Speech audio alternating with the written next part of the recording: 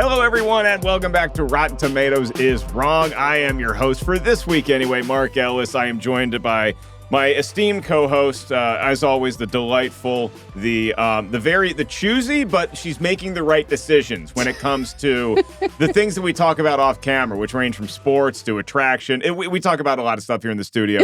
That's Jacqueline Coley. Next to her is a star in her own right. Her movie comes out, has been out now on video on demand for a little bit now after a great theatrical run and doing a lot of the festivals, all that circuit. Always Lola's the movie. She's the co-founder of the World Girls Empire. She's one of my dear friends. Roxy Striar is here. Yeah. And this is just so exciting that we get to talk about a movie that really is just a bunch of fluff and cake and nothing too deep. So now we get to know each other a little bit more. Mm-hmm. My first time seeing this movie. I did it just for the show, just for you guys. You're welcome. This was your first time seeing New Year's Eve, the 2011 classic? The classic. It was my first time, and I will say it shocked me. It truly shocked me. It was a wild experience. It was a surprising film for Roxy. We're going to get into our thoughts about that. Now, again, this is part of the, I guess you could say, trilogy of Garry Marshall holiday movies that, Garry Marshall, the legendary director, who, at the tail end of his career is just, I like working with these people, and we don't need a big premise. We're just going to make a lot of storylines out of this, whether it's on Valentine's Day, which was the first one, and then we got New Year's Eve, and then a few years later, we got Mother's Day. And so we have this trilogy of movies that are just, it's kind of like Love Actually, where it's just a bunch of storylines all going zigging and zagging and all over the place. And where did it land? 7% rotten. Yeah. 7% on the Tomatometer. Now, again, for those of you listening to maybe this show or watch us for the first time, welcome. The Tomatometer goes up to 100. So 7 out of 100, not the best. And it did do better with the audience. It's 45%, which is still rotten. There's no freshness anywhere for any of these movies on the Tomatometer or the audience score. The highest that we get is 47% for the audience score of Valentine's Day. Yeah. So, Roxy, let me ask you, because I know Jacqueline has, either by her own free will or her job, has had to see all three of these movies. Yes. Have you seen any of these? Did you see Valentine's Day or Mother's Day? No, which is kind of bizarre for me because I tend to like, for lack of better words, trash. And that's what I had heard was going on with this trilogy. And this trilogy, there's Star Wars. There's all this. the great, there's Back to the Future and then there's the holidays. Amazing trilogy. But I love Love Actually. And that's what, when you think about the posters for these movies, if you were ever sitting at a bus stop, you would look up and just see the star-studded cast of these. And it is enticing because you look and you're like, those are 17 of my favorite actors of all time, all in the same movie.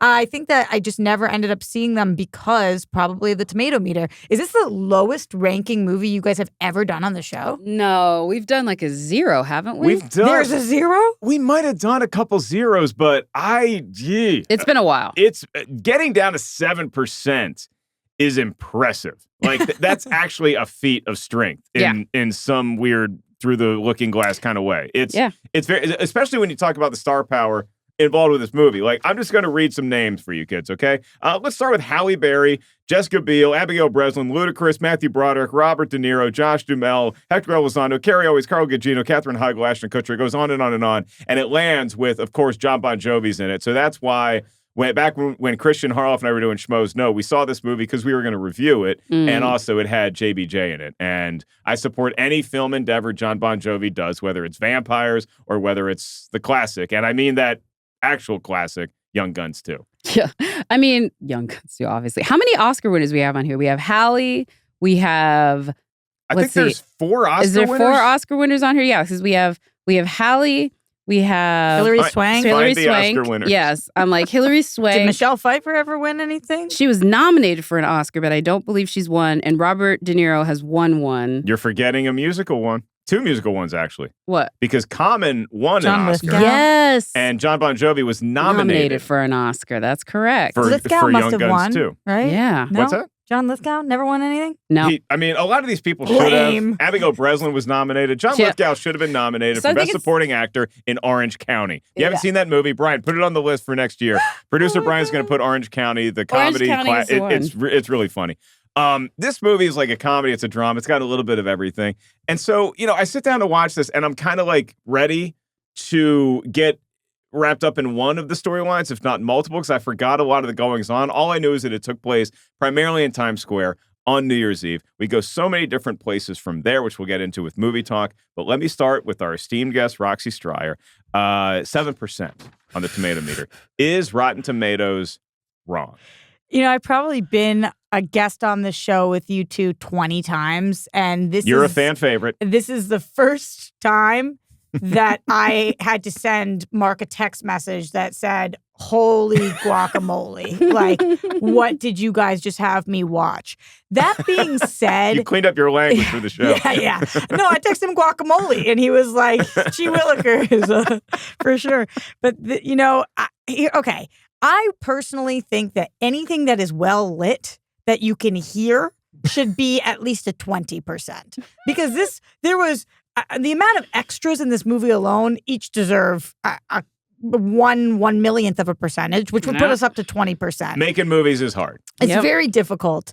But that being said, because we know how the Tomatometer works, and we know that means that 7% of the people actually liked this movie, it's kind of astounding that it has that high of a percentage. But I think this is a little too low, only because I had such a good time with it. Okay. Wow. Okay. I will say, look, a couple times my heartstrings, my cold, dead heart may have been tugged at. It may have, my cold, dead heart wasn't awoken by this movie, but occasionally it snored and it kind of shivered, like it had a dream. So it's not snored, Mark. Okay, look, I was having a conversation. It's a tearjerker a little bit.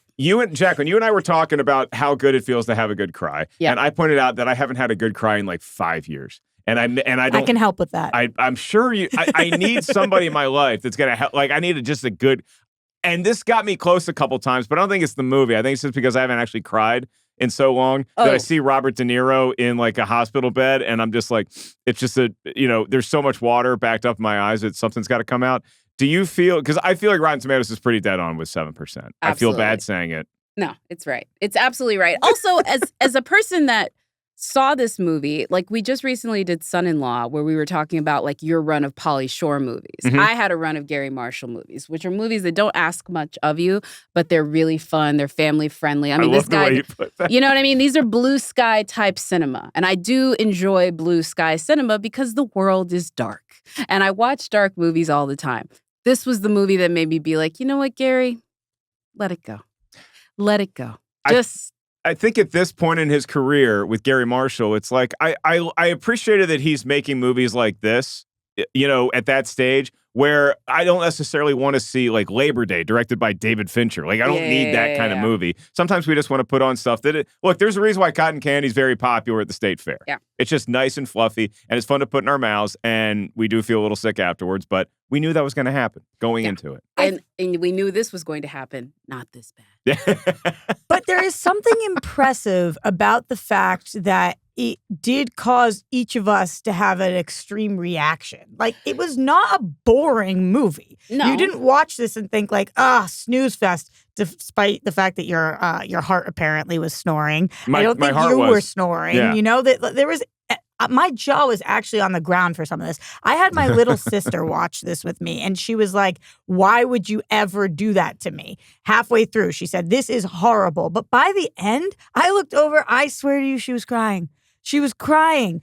And I honestly felt it too, because for some reason, you're invested in these characters, probably because you know the actors and probably because you love the actors. Like you with the Robert De Niro one. It is sad to see him in a hospital bed. That's Robert De Niro. It's Robert De Niro. That's the problem with this movie is the movie rests so much of what works on it on the charisma of its leads and the fact that it was a TikTok movie before TikTok, because we're just cutting from scene to scene. And so it's sort of episodic in the sense that you're like, well, I need to know what happened with this one. And they're all connected. So you're just waiting till the moment that you figure out that this person knows that person and this person used to bang that person. You're just waiting for it. That sounds like a very good critical review on the negative side of this movie. And so that's what we're going to transition into now. I'm not going to put the onus on Jacqueline or Roxy to actually give us a synopsis. Can you guys think of a storyline that you want to give a synopsis for? Robert De Niro nearly dies. Okay. Katherine Heigl is insufferable, starting the trend of her doing that in film. And Halle Berry literally plays a nurse, which I was like, you're going to get Halle Berry. Like, that nurse gets wifed up in year one. There's not a doctor that lets that nurse just be a nurse. That's very fair. Sarah Jessica Parker is Cinderella. Okay. And her daughter is learning the tragedy that is teenagehood. Oh, yeah. Very good storylines. I will simply say on top of that Hilary Swank has a ball to drop, and we're not sure if it's going to happen. So, and Ludacris is clearly supposed to be her lover. Why are we playing? Like, that bothered me. I forgot what was Seth Meyers was in it, but he didn't have a romantic. He's having a baby. No, yeah, he's had the pregnancy. That's what it was. Then he gives away $25,000 because he felt bad. Yeah. He won that fair and square. That was ridiculous. And that was before he got the late night hosting gig. So not sure if they had a lot of funds to spare there. Trying to pay the bills. We are going to turn it over to our buddy who pays the bills by being our expert review curation manager here at Rotten Tomatoes. He is Tim Ryan, and this is a segment where Tim's going to tell us what the critics were saying at the time of the release of New Year's Eve. Given that Tomatometer, I have a feeling I know which way this is going. 2 minutes with Tim. 2 minutes with Tim. Over his long and distinguished career, director Garry Marshall wasn't necessarily a critical darling. But movies like Beaches, Pretty Woman, and The Princess Diaries remain popular favorites to millions of people.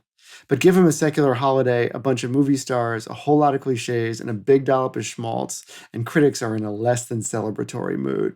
New Year's Eve, which we are discussing today, is rotten at 7% on the Tomatometer with 142 reviews, and it has a 45% audience score. And just for comparison, A Valentine's Day from 2010 is rotten at 18%, and Mother's Day from 2016 is rotten at 8%. So what did the critics have to say? In a rotten review, Lisa Kennedy of the Denver Post wrote, "The only thing that can inspire more cynicism than a holiday's coerced emotions may be a film that both exploits and celebrates said emotions." However, in a fresh review, Owen Gleiberman of Entertainment Weekly called it a movie I often found myself laughing at in ridicule and one that also gave me a lump in the throat. So I guess you could say I had a good time. The Rotten Tomatoes critics' consensus reads, "Shallow, sappy, and dull, New Year's Eve assembles a star-studded cast for no discernible purpose." So that's New Year's Eve. And I want our listeners to know that if the movies have any predictive powers, then we can expect 2024 to be just like A Boy and His Dog, The 13th Floor, and Highlander 2, The Quickening. That was great, That Tim. was great. I like the predictive juices, future of the 2024s that we've already witnessed. What I like more, and I think it tickled Roxy's funny bone as well, is Tim's line, "a dollop of schmaltz." It's more than a dollop. Like you're at a confection store, you're getting your ice cream, and it's just, would you like a dollop? Like, I feel like that's something Willy Wonka and Oompa Loompa would offer us. And that's the right word for it, sappy. Yeah. Sappy. Yep. Nothing wrong with some sap.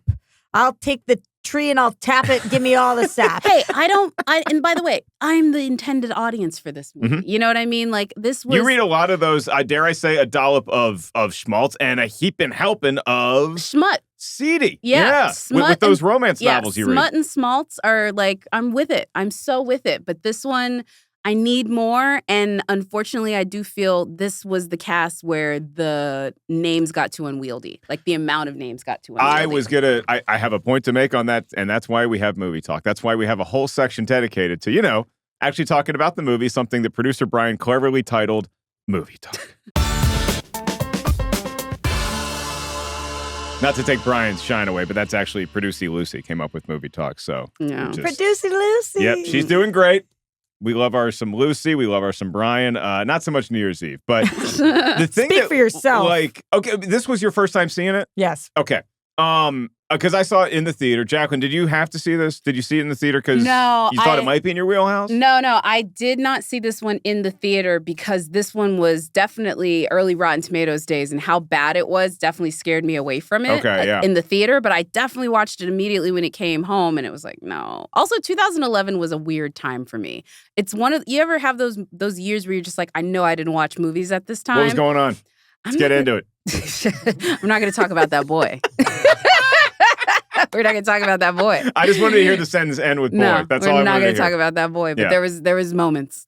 I do go through periods in my existence and my career where like I really want to go see a movie every week. And then there's other times when like even during, and it kind of was nice that it coincided with the actors and writers and us being on strike. But it's like, I didn't feel like I saw Barbie and I saw Oppenheimer. And then I was like, I'm going to go get invested in movies again once the strikes are over and once Always Lola comes out on VOD. So those were my two kind of benchmarks. But back in this time in 2011, Roxy, I was seeing movies 3, 4, 5 times a week.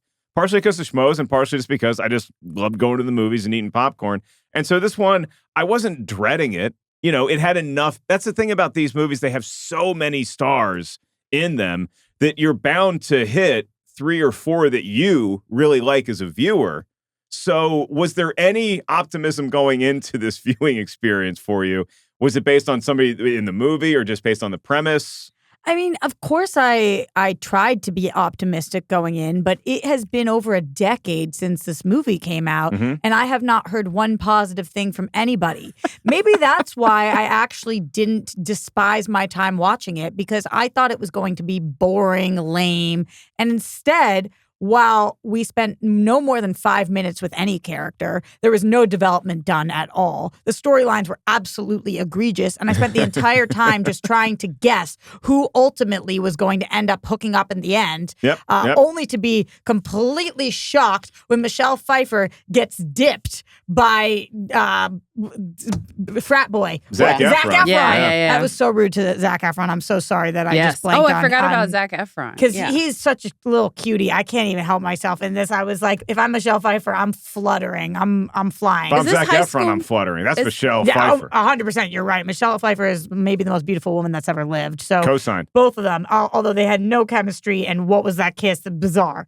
But anyway, as I'm watching it, I'm invested in all of this. So going into it, I didn't have much hope, and it actually passed my expectations of that 7%.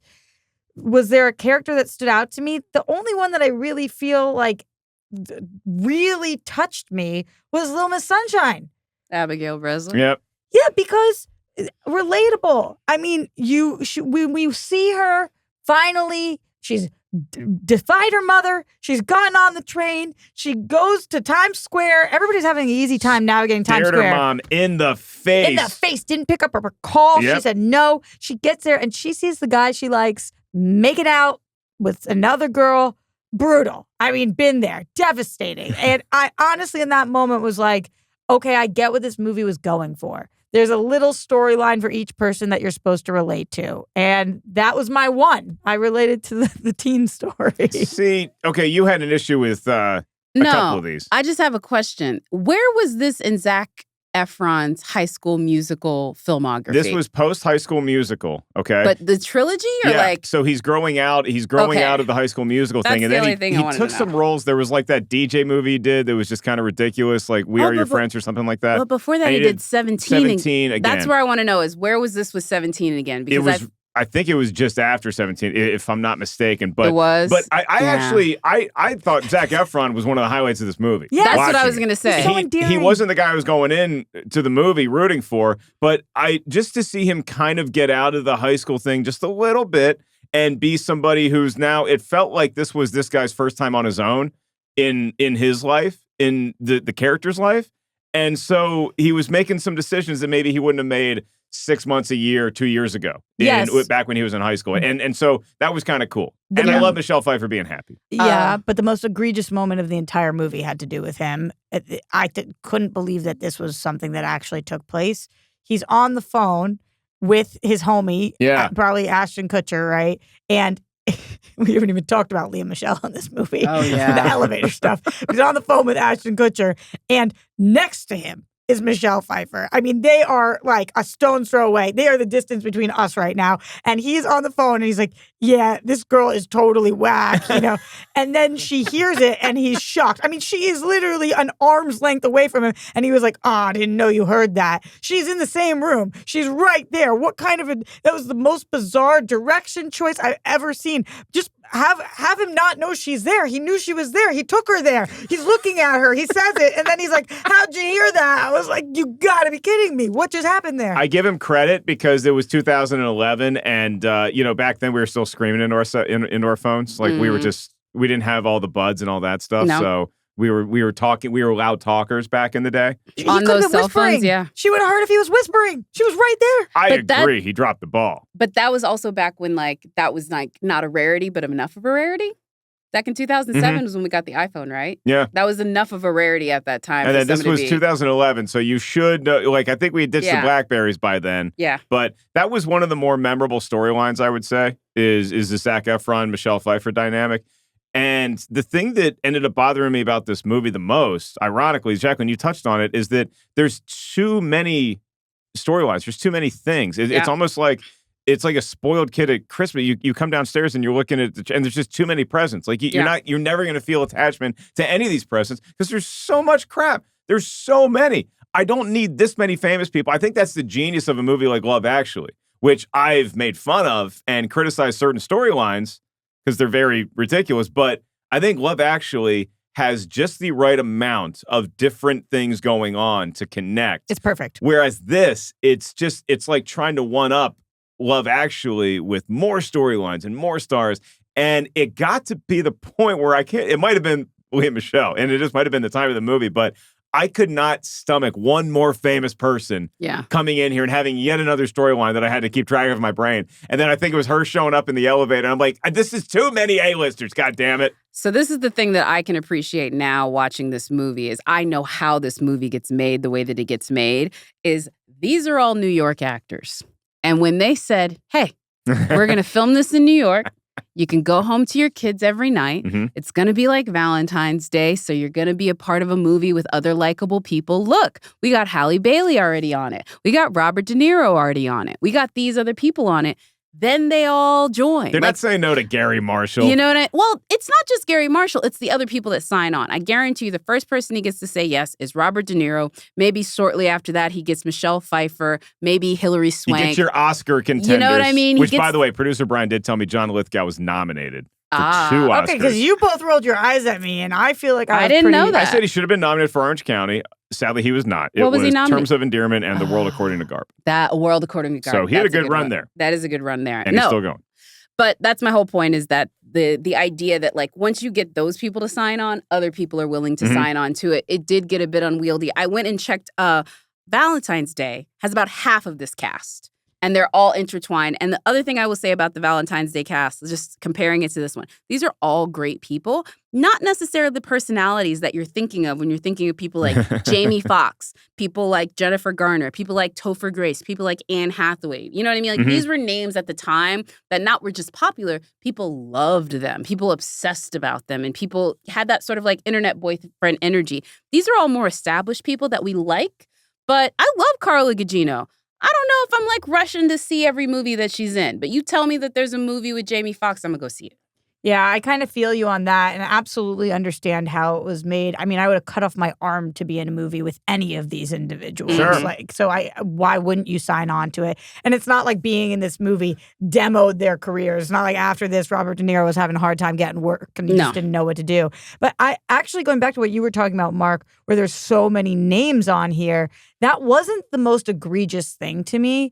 The most egregious part to me was what they did with those people. Like, for example, I'm sorry, I know we love John Bon Jovi here, and I don't want to say anything. Yes, and we do. His performance was really fine. He did a totally fine job with it. His performance was really fine. Yeah, no, he's an actually decent actor. So He was better in U571. Yes. Right, but he did a fine job. But Katherine Heigl, the whole premise of their storyline is that he treats her like crapola. Mm-hmm. He leaves her after proposing to her. And then he gets her this job that he doesn't tell her that he gets. She thinks she's done it on her own merit. And she didn't. And then he says, I'll be with you forever. And we're supposed to be like, it's on like Donkey Kong. Yeah, we're in on this. Every storyline was like that. Like, I'm not rooting for you guys to be together. So that's an issue. Same thing with Michelle Pfeiffer and Zac Efron. Zac Efron was a a complete D-bag the entire time to her behind her back. And then at the end kisses her and is like, now it's all better, right? And she's like, yay, I got all my accomplishments. Like every single storyline, even the Sarah Jessica Parker storyline where it's like, okay, so you didn't want your kid going out, but now you were like, actually, it's getting close to midnight, so I should go meet up with that man that I gave my number to a year ago and just let my kid gallivant around as a teenager after midnight, even though I didn't want her out before midnight. And then she's there and it's like, oh, but we're happy because she changed out of the clogs. Like, what are we talking about? It wasn't the who was in it. It was the storylines that they asked us to root for were unrootable, inrootable. Absolutely not rootable. There was no rooting for any of the things that were going on. I was like, give me something, give me somebody that I want this love story, that I want them to get together, that I want them to succeed in whatever way. And for an entire movie to be called New Year's Eve and us to not deal with resolutions at all. Like, what about talking about being a better person? Are any of you guys going to talk about what you want to do next year? Instead, you guys had a bucket list for this year. That's not what New Year's Eve is. That was just a delightful. I see this upset you. Well, you just carve out that minute and a half, and that's pretty much what the premise of this show was. That's the promise that the show just lived up to. Yeah. Thank you for giving me that time, that moment, that soapbox, because I really genuinely had feelings on this. So, I mean, again, I'm looking at this and I'm trying to think, to your point, who was I actually rooting for? Were there people I actually cared about, other than the fact that I like them as famous people? Obviously, I'm rooting for John Bon Jovi to do whatever he wants to do with his life, okay? If he wants to go on tour and keep being a rock star, go ahead and do it. If he wants to cancel the tour so he can be with Katherine Heigl, knock yourself out, dude. I want you to be happy. I was actually rooting for Hector Elizondo's character, Kaminsky, because he's sort of he's what it all comes down to on New Year's Eve, because there's a mechanical malfunction with the ball, as all the high school boys snicker, including myself, and we can't get the ball to go up, can't get the ball to drop. So, and this is kind of Hilary Swank's, like, her whole job, her whole career has been building up to this moment, so you really got to stick the landing. So we call this one guy Kaminsky, Elizondo, who gets in there, and he's the only electrician in the whole city who's going to know how to figure out what's semi-retired. wrong. He's got to find the one light. He gets in there, and you think it's going to be like this intense Lethal Weapon 3 opening, cut the right wire, and he just kind of goes in there and fixes it, and it's pretty much a piece of cake, and we don't really sweat it after that. I can't really think of any other storyline. I mean, not De Niro. De Niro is the only one. But, okay, I cared about him and I teared up about him because he's basically this old man who, I'm sorry, Roxy, he may not have to make any resolutions. Let's put it that way. And it turns out that he is the father of Hilary Swank's character, and he's been a pretty crummy dad. So that's why I didn't care about him as much as the movie went on, is because he was not the best dad up to that point. Oh, and that's a mortal sin for you. That is a mortal sin for Mark Ellis. You don't want to be a dad, but bad dads are the ones that you will crucify over anybody. I just don't think that you get, if your daughter wants to come and watch the ball drop with you on your deathbed, fine. But it's like, you don't deserve that. 100%. I was not rooting for him. We hear him sit down with Halle Berry, who for some reason he thinks is his... And see, this is what I'm saying. Y'all didn't tell me why I was rooting for him. I was rooting for him because of Halle Berry. Because if you know anything about Robert De Niro, I think the reason why Robert De Niro signed up for this movie is Garry Marshall said, you will get to act next to Halle Berry. And if you don't know Robert De Niro's dating history, I think that's the reason why he signed up. So that was the reason why I was rooting for him. I was rooting for him? Not him, the character. Root for Robert De Niro. Like, I'm not rooting for his character. I'm rooting for Robert De Niro getting to flirt on screen with Halle Berry for the entire runtime of this movie. That is what I was rooting for. I think that's completely fair. And you know what? As we were watching it, I was thinking to myself, you know how sometimes you'll play that game that's like 6 degrees of separation and you're trying to connect 2 different actors? And I was thinking, I'm going to remember this moment that Robert De Niro and Halle Berry are in this death scene on his deathbed right now, because this will help connect all the actors that have ever been. I am not above saying that I think that Garry Marshall might have had a bad experience in the mid-2000s playing the popular game 6 Degrees of Kevin Bacon. I think he probably, maybe he lost to Penny Marshall and he was mad about it. So he said, God damn it, I'm going to make not just one,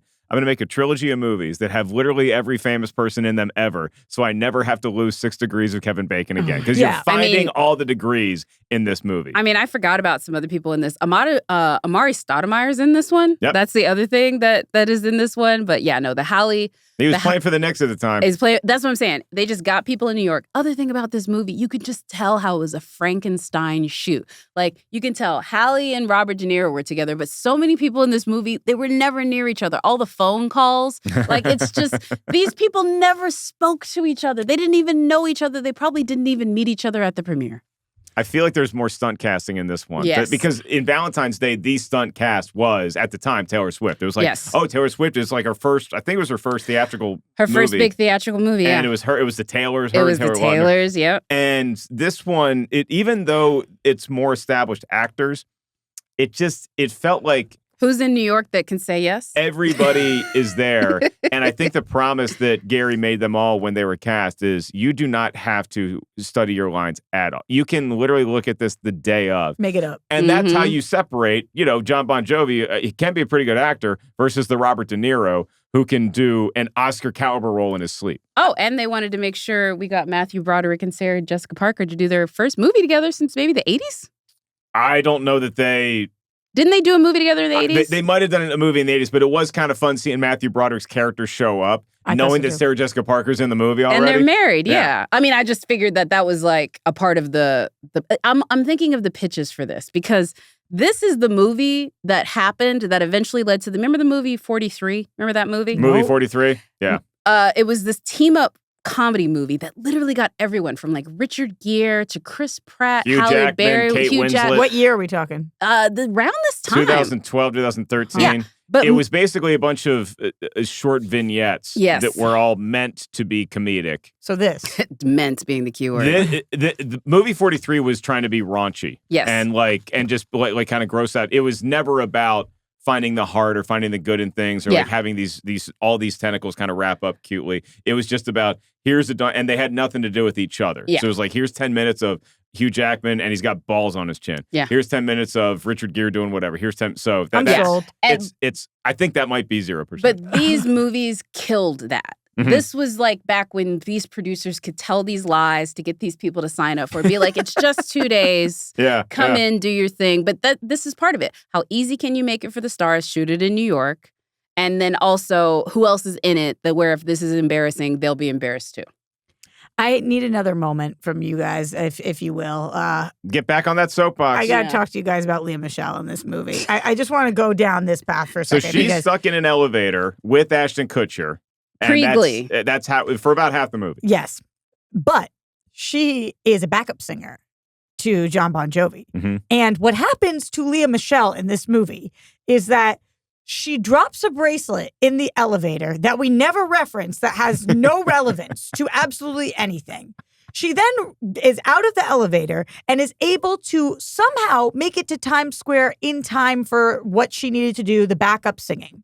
Okay. Meanwhile, Ashton Kutcher, who's been stuck on an elevator for hours, gets right back on the elevator that he was just stuck on with 50 more people. Absolutely ridiculous. Okay, but let's follow Lea Michele still. So then Lea Michele does get there, and she's like, oh, but it's just such a bummer because I want to be the star of the show. Somehow, Ashton Kutcher gets through John Bon Jovi's security and gets there and is able to kiss her because he's the drummer. He makes up that he's the drummer. Nobody ID'd him. He goes through all of Times Square. Okay, great. Still with you guys. He gives her this bracelet, and he's like, because I know that this could mean something. Balance. All right? Ridiculous premise. Fine. Still with you guys. She gets on stage, and she's backup singing, the thing that she's there to do. Okay, still with you guys.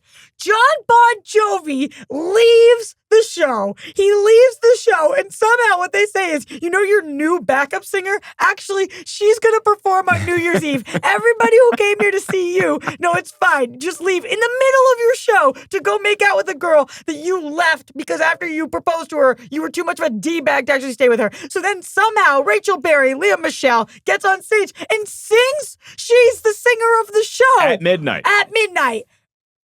asinine. Like, you guys had me. You had me. She's the star of the show.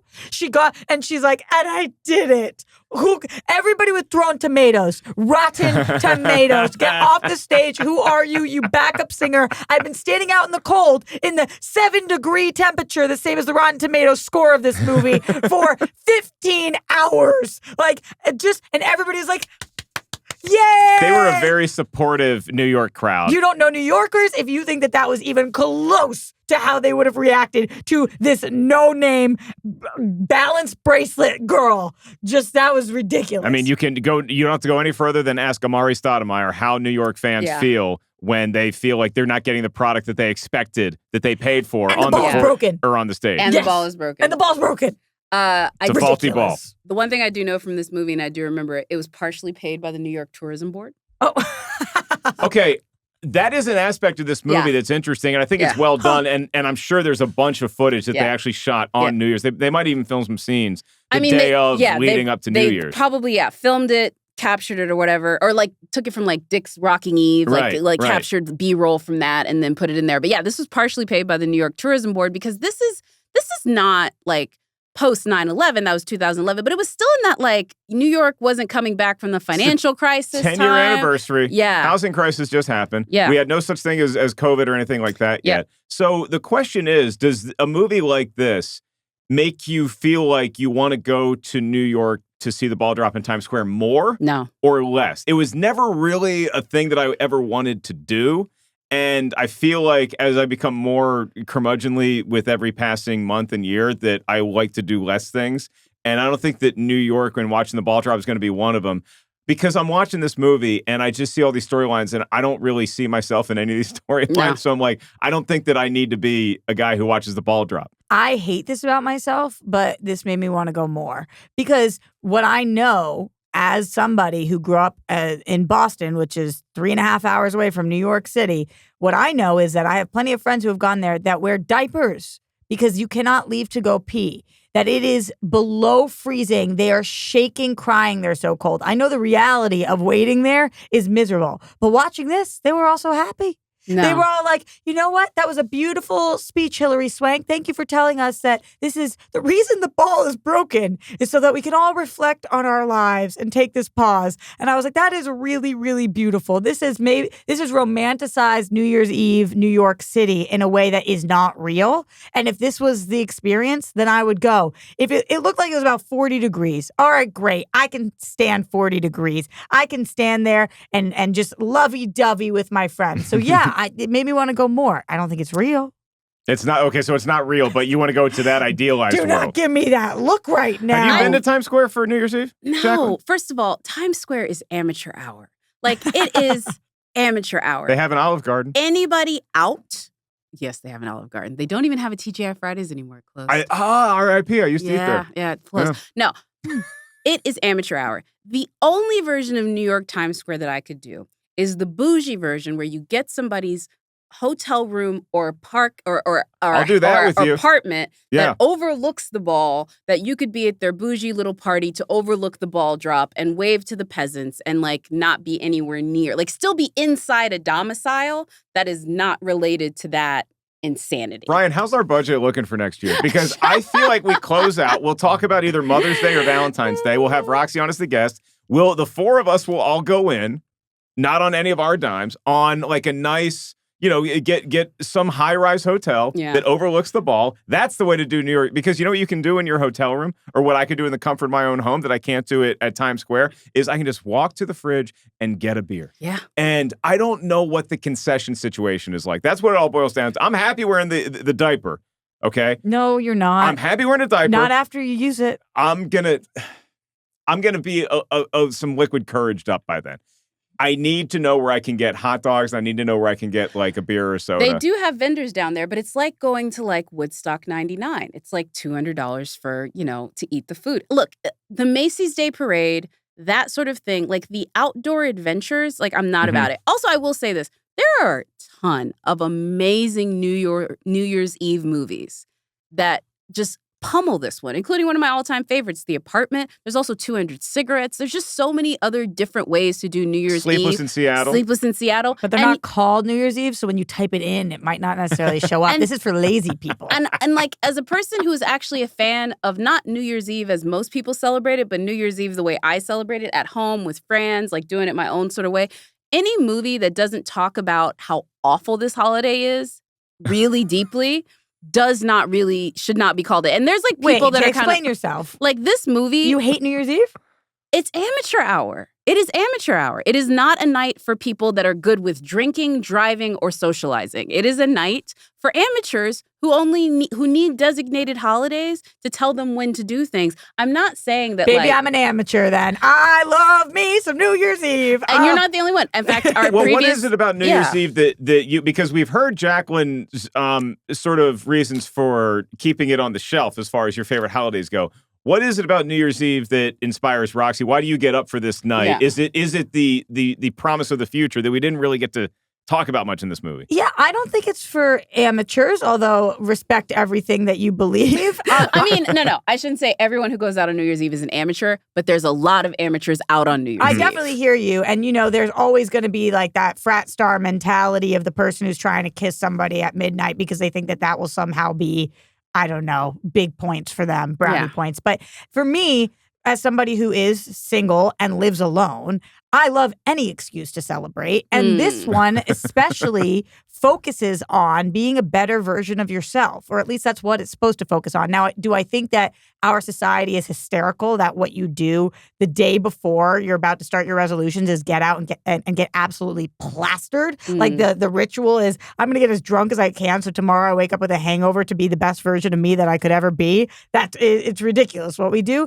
But at the same time, I love resolutions. I'm a big goal-oriented person. I love my birthday for that reason. I love this holiday for that reason. Anything that's kind of a reset. And going into a new year does bring promise, especially if you've had a crap previous year, whether it's a mental shift or what. I think that it has no religious affiliations, which for me, coming after Christmas is usually like, get me out of here. Get me out of here. Sorry, not that I'm so happy anybody who loves Christmas, but it's just like, it's as a Jewish person, you're like, I'm inundated with it. Yeah, well, we don't live in a Christian nation, and yet everything's shut down. So I'm like, I just wanted to go to CVS and get some nail polish. Like, can you be open? But anyway, New Year's, everybody can celebrate it.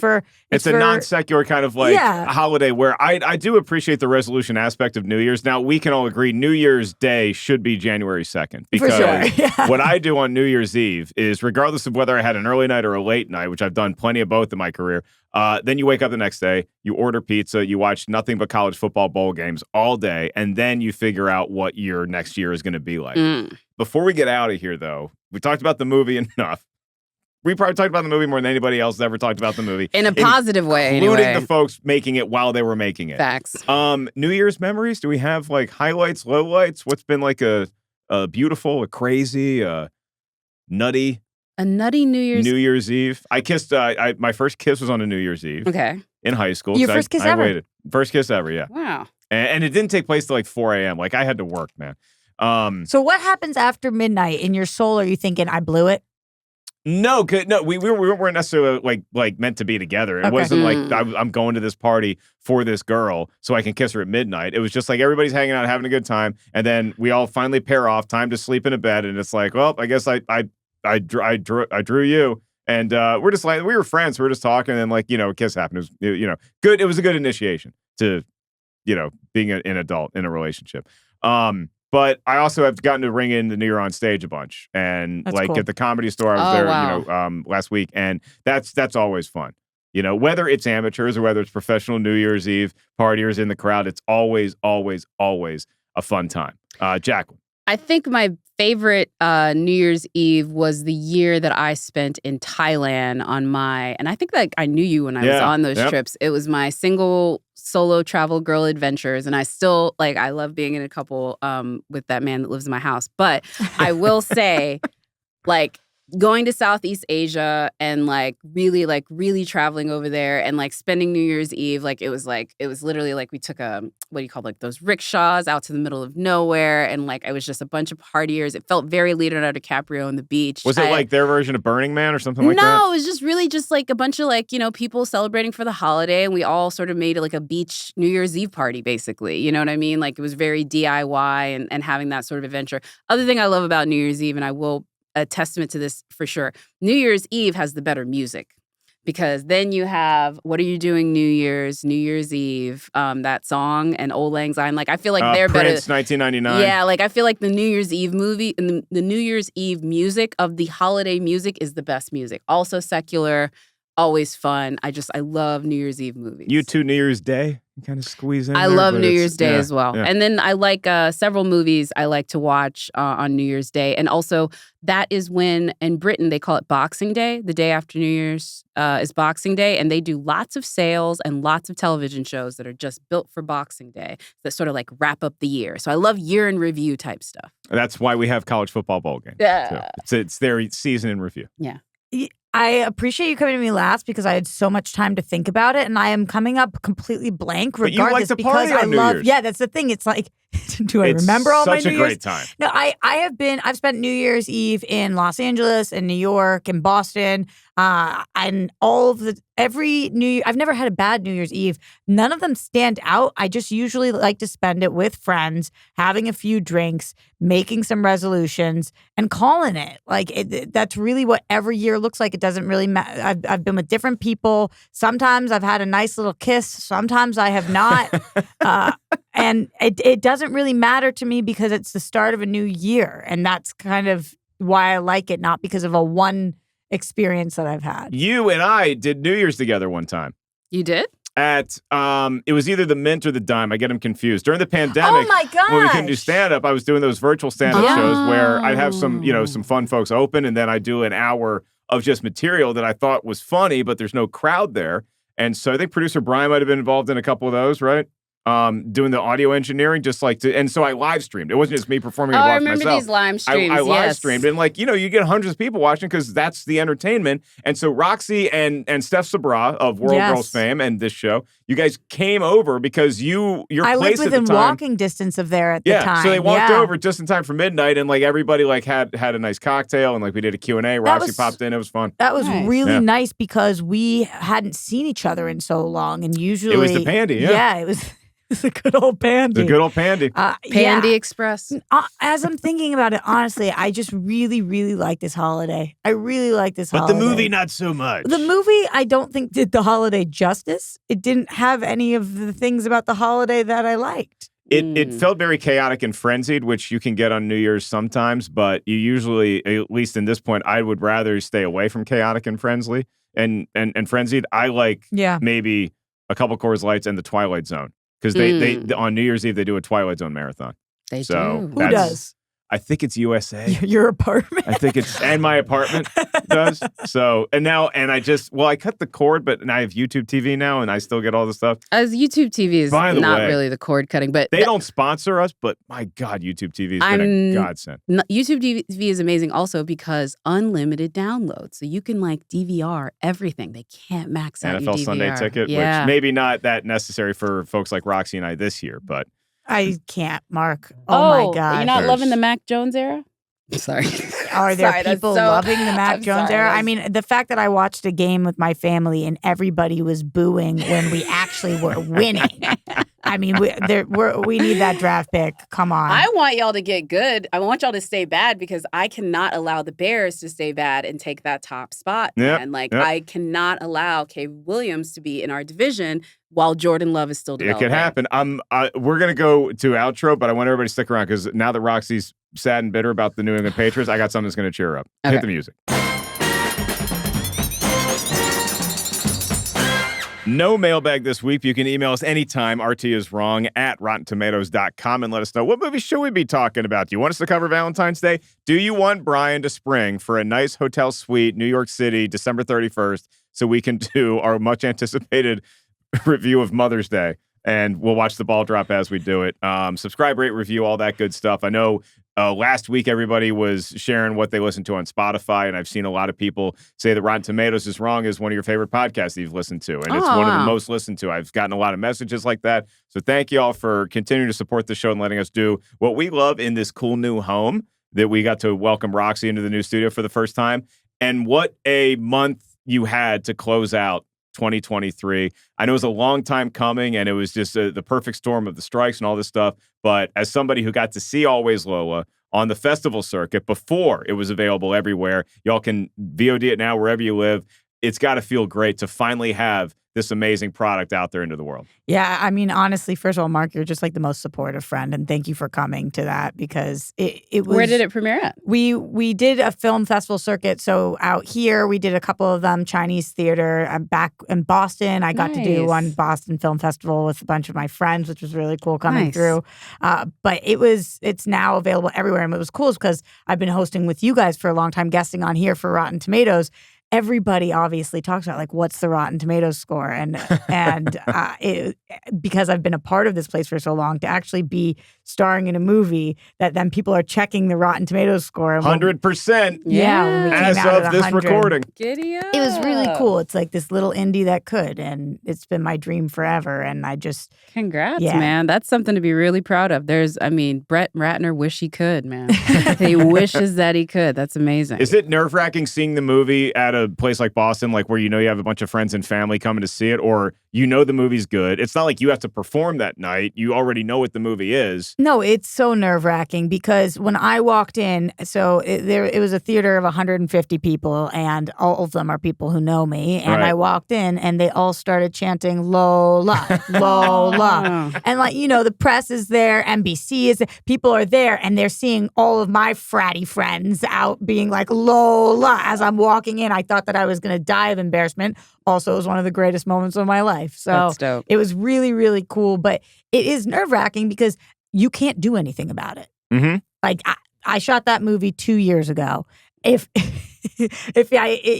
you're doing stand-up, you can feel the crowd, and if they're not liking something, you can adjust. You can just shift gears. You can't really do that with a movie that's been You just shot. hope they do. Otherwise, you have to sit for 90 minutes in a room with them as you feel them. So luckily, people do like it. I think they understand that this is a ultra low budget indie movie with a bunch of people who wanted to make a really heartfelt movie about mental health and about a coming of age movie about trauma and grief. And it has a really solid message to it. The actors, the ensemble cast, myself excluded from this, are just so effing talented that it was like, I think that people saw what we were trying to do and they really felt something from it. Felt very Breakfast Clubby. Like you got Andrew Guy, Candace Cruz, who are both wonderful and talented. They've been on this show as well. So it's kind of like a Rotten Tomatoes is Wrong release as well. And wow, I didn't even think about that. Yeah, you guys made the show. But the storylines that are going on in your movie are actually like they're good. You follow them and you care about these people. New Year's Eve does feel like that comedian who's on stage and is trying this bit and that's not working. So let's pivot to this. Let's pivot to this. Let's pivot. Back to John Bon Jovi. Still not working. Let's go here. Robert De Niro. We're sad. Nothing's really working. There's a lot to talk about with this movie.